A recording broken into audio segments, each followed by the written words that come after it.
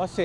పాదయాత్రలో భాగంగా RaGa for rise of India, so ఆ పాదయాత్రలో భాగంగా కాటూరి వెంకటేశ్వర రెండో రోజు కూడా ఇక్కడ నాగర్కోయిల్ నుంచి మరి స్టార్ట్ చేశారు. ఇక్కడ ఏదైతే కాంగ్రెస్ సంబంధించినటువంటి కార్యాలయం, క్యాంప్ కార్యాలయం ఉంది, అక్కడి నుంచి కూడా మరి ఇప్పుడు పాదయాత్ర స్టార్ట్ అయింది. సో ఇక్కడ పెద్ద ఎత్తున డీసీసీ ప్రెసిడెంట్లు, నాయకులు అందరూ కూడా వచ్చినారు. మాట్లాడించే ప్రయత్నం చేద్దాం. దాంతోపాటు ఇప్పటికీ కాటూరి వెంకటేశ్వర్లకి అంటే ఆ పాదయాత్ర ముందుకు వెళ్ళాలని చెప్పి కూడా కంగాసి చెప్పి మరి మాట్లాడుతూ ఉన్నారు. సార్ ఏం చెప్తారు? రాగా ఫర్ రైజ్ ఆఫ్ ఇండియా పాదయాత్ర నిన్న కన్యాకుమారిలో మొదలై నాగర్కోయిల్లో ఈరోజు రాత్రి బస చేశాము.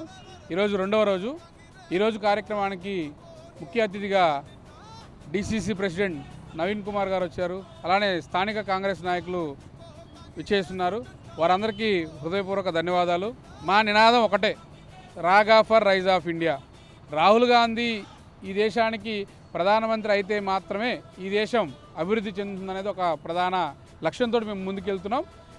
రాగా ఫర్ రైజ్ ఆఫ్ ఇండియా ఆ పేరుని మేము జనాల్లోకి తీసుకెళ్లాలని దృఢ సంకల్పంతో ఉన్నాము. ఈ యాత్ర రెండో రోజు నాగర్కోయిల్ నుంచి మొదలయ్యి కొనసాగుతుంది. Dear brother Venkateswara and his team launching the program. Rahul is only for the development of India. Rahul ji is the next Prime Minister of India. To save India, it is the motive of the youngsters.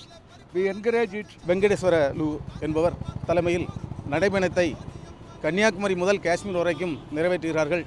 அந்த பாத யாத்திரைக்கு வரவேற்பும் அளித்து வாழ்த்துக்களும் தெரிவித்து நாகர்கோவில் மாநகர மாவட்ட காங்கிரஸ் கமிட்டியின் சார்பாக வாழ்த்துக்களையும் மனமார்ந்த பாராட்டுகளையும் தெரிவித்துக் கொள்கிறேன்.